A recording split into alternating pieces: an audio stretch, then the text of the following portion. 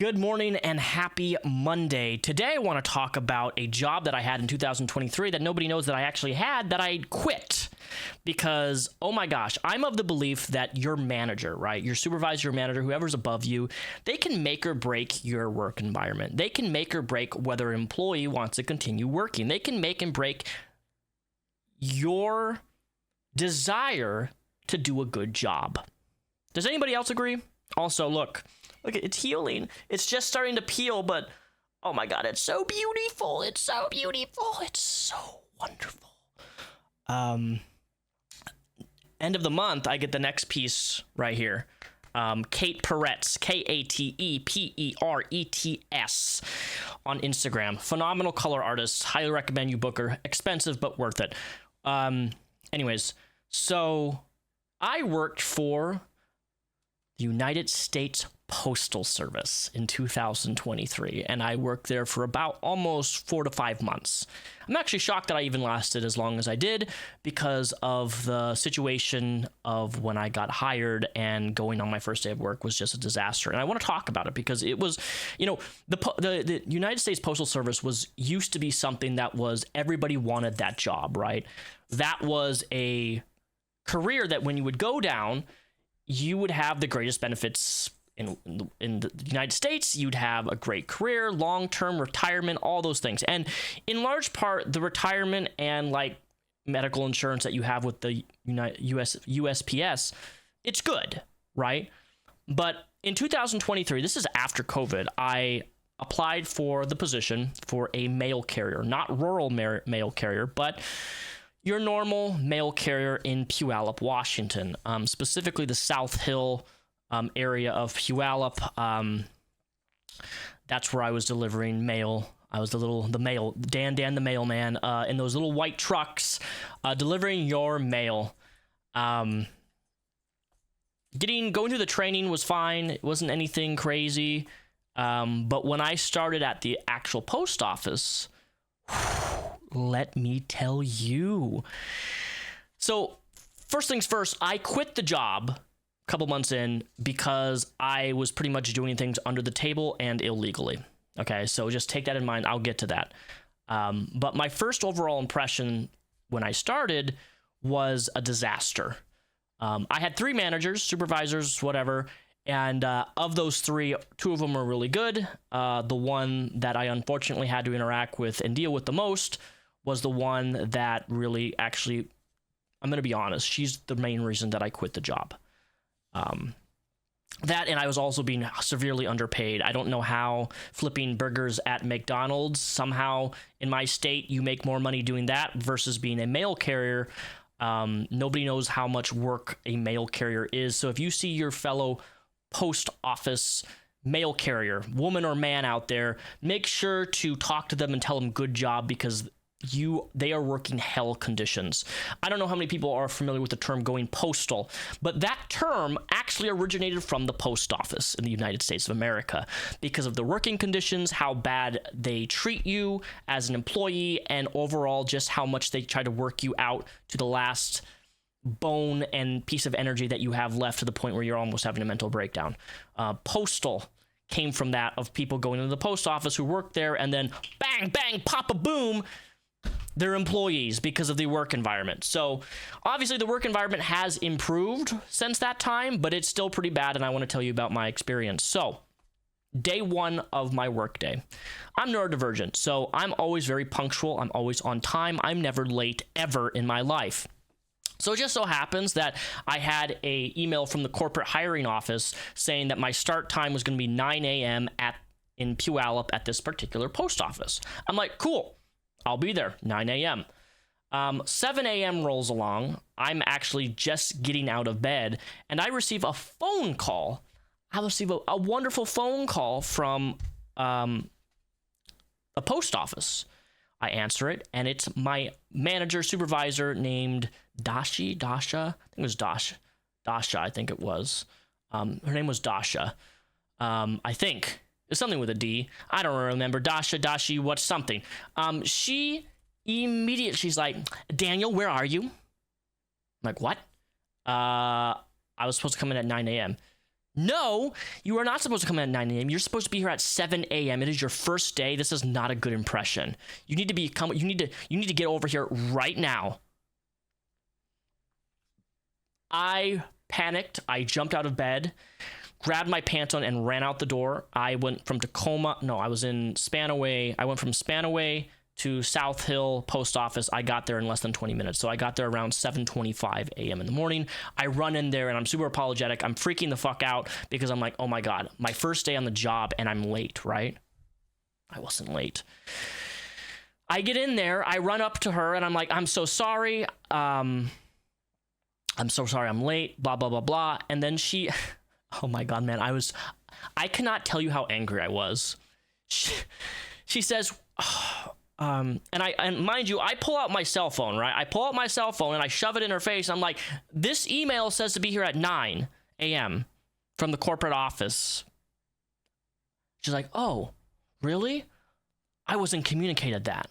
I wanted you here at 7 a.m. But I just realized something, Daniel. I can't legally have you because I'm just starting the first job and they're not supposed to work me over 40 hours my first week because I'm a new employee. And I guess there's like certain things they're not supposed to do to a brand new employee when they start. And this was my first day and I couldn't start work until 9 a.m. So she told me to go out in my car and sit and wait. So I went out and sat in my car from 7:30 a.m. to 9. So about an hour and a half of me just sitting in my car. I walked over to McDonald's, got some food, and I was like, dude, this is already off to a really bad start.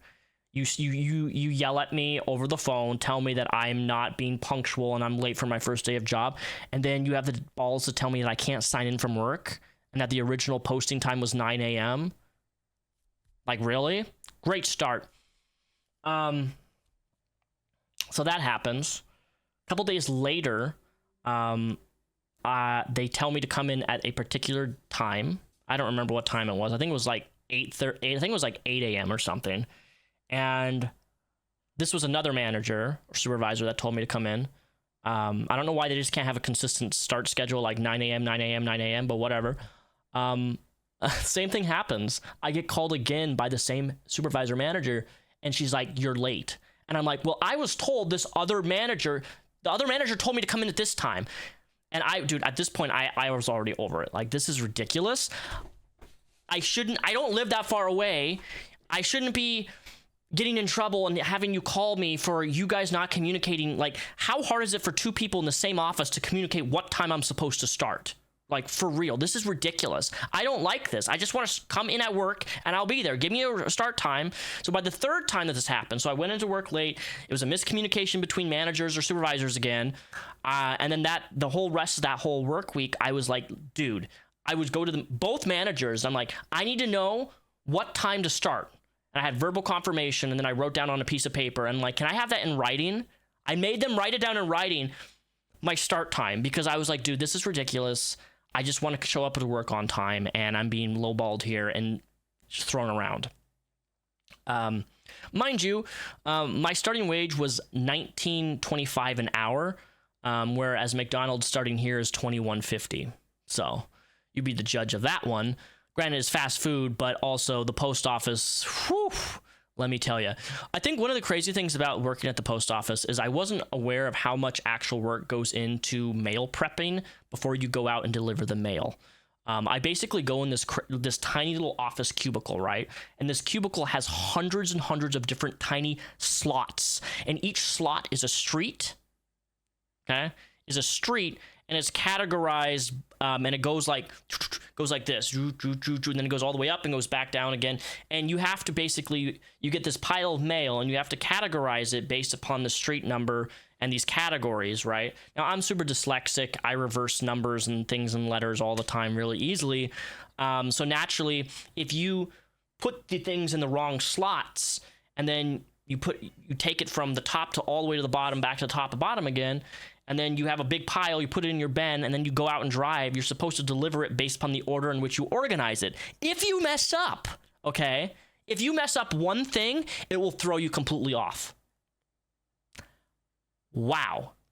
It was confusing, and I messed up multiple times. So trying to... Oh, also, the route training for the post office was dreadful.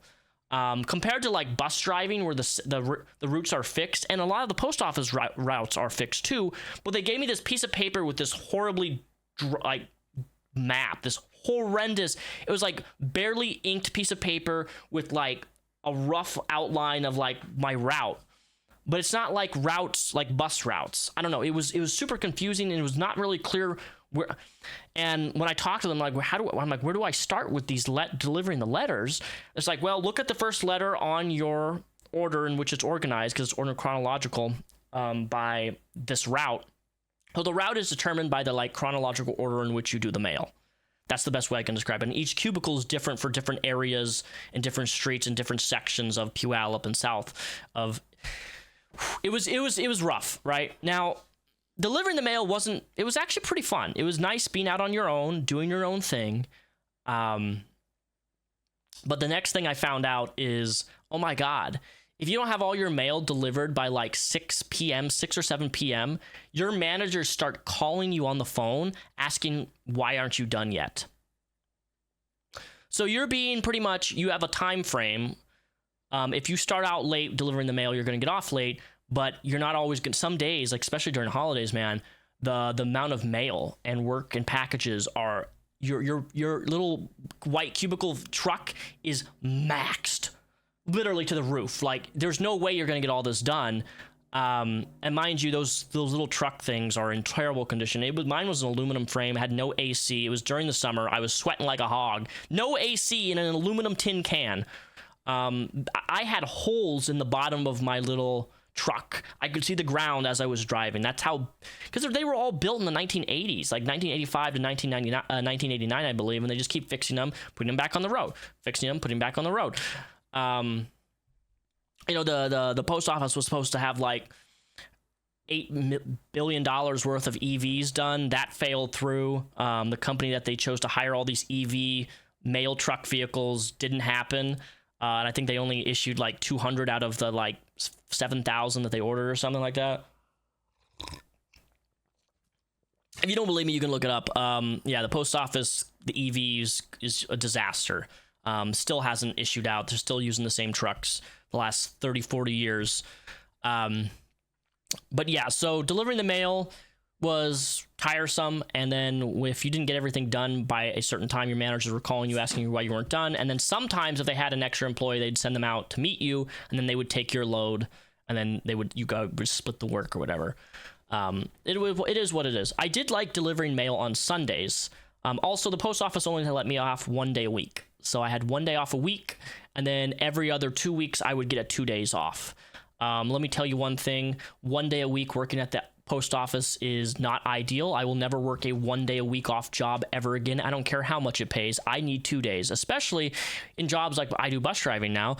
I wouldn't be able to function if I didn't have 2 days off. 1 day off isn't enough because I deal with people, and I'm an introvert, and I don't like dealing with people, and I'm a people person now that I have to pretty much mentally prepare every day to deal with the amount of customers and people that I do and socialize. And by the time my week is done from work, I'm exhausted socially, and my social battery is drained, and I just want to huddle, play video games, and stay in my apartment and not go out.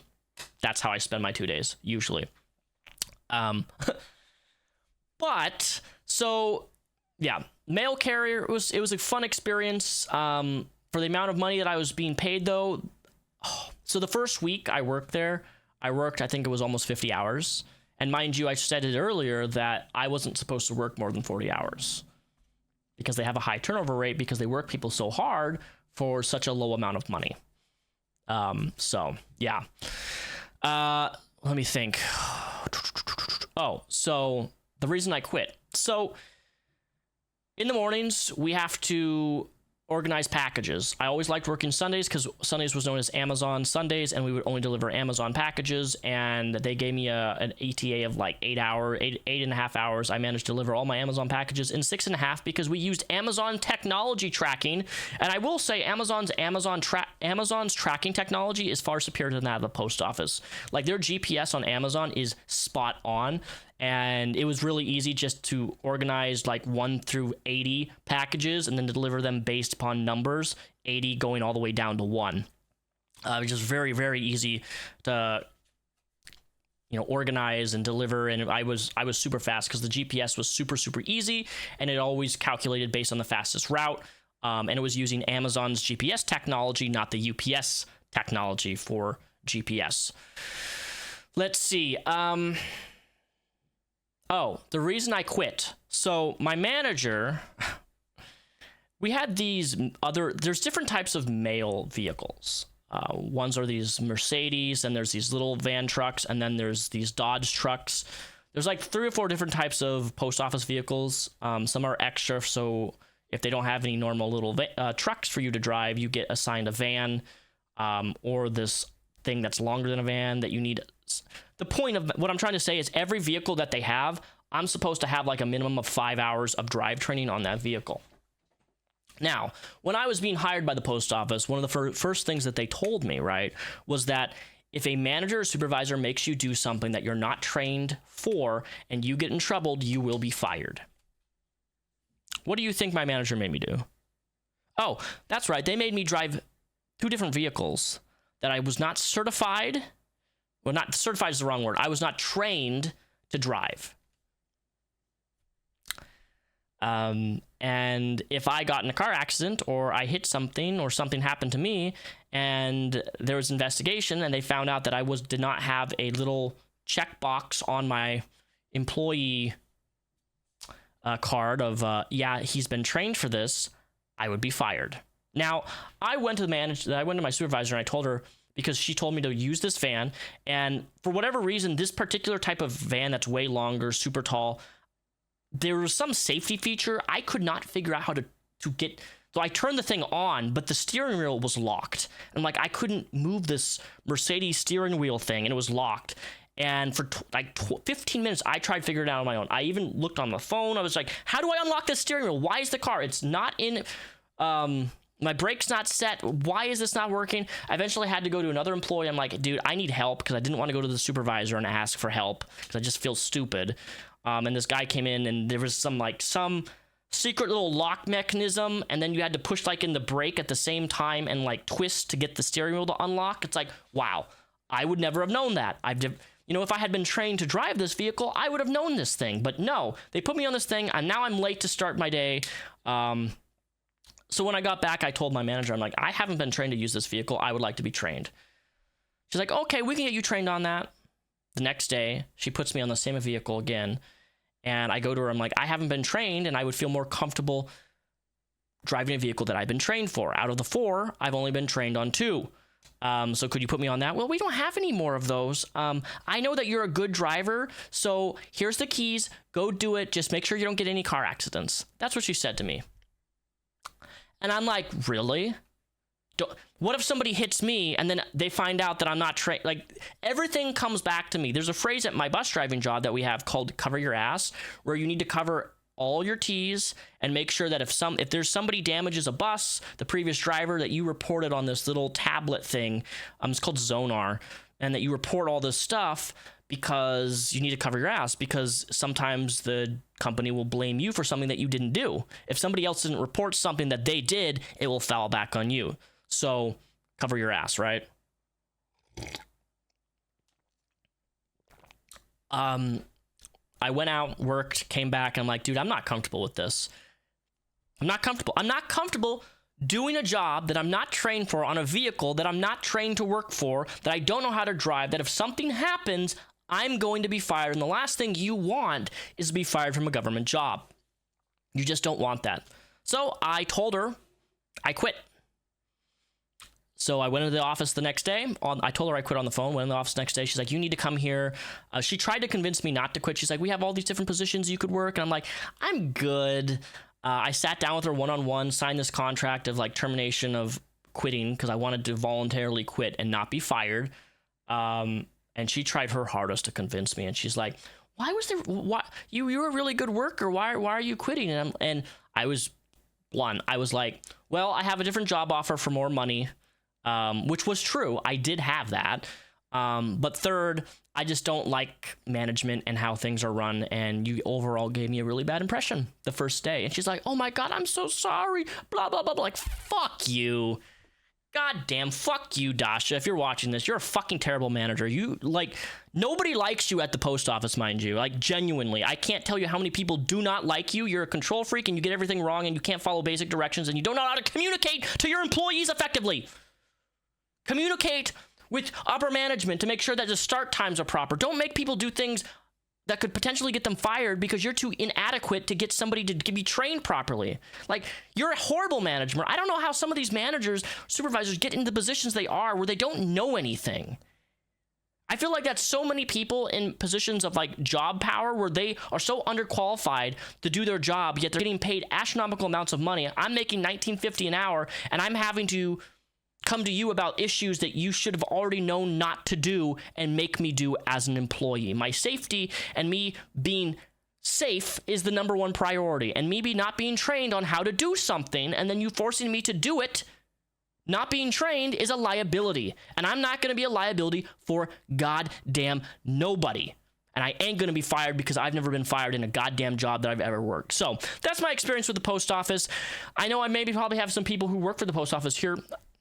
If you work there, awesome. You give my respects because it's a hard-ass job and you are underpaid for what you do. I had the post lady a couple weeks ago here, and I got in a conversation with her, and I asked her how much she makes. And like, how long? 'Cause she's like, I'm about to hit my 12-year anniversary. And I'm like, oh, cool. How much do you make, if you don't mind me asking, at 10 years? And she's like, $32 an hour.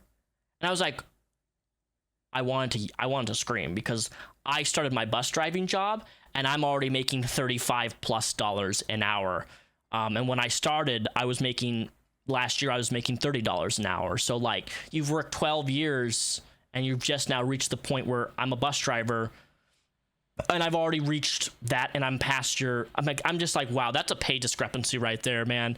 But like, she's in it 12 years. You might as well just continue doing it, right? And plus, post office, if you're a mail carrier, you're kind of, other than the morning, you don't really have to deal with a lot of people. You only really got to deal with micromanaging, like for an hour or 2 hours while you set up to get ready to deliver the mail in the first place. So, you know, you do have that perk of being out on your own and not having somebody over your shoulder until it's time to be done with your shift, and then your manager is calling you, badgering you on why you aren't done yet.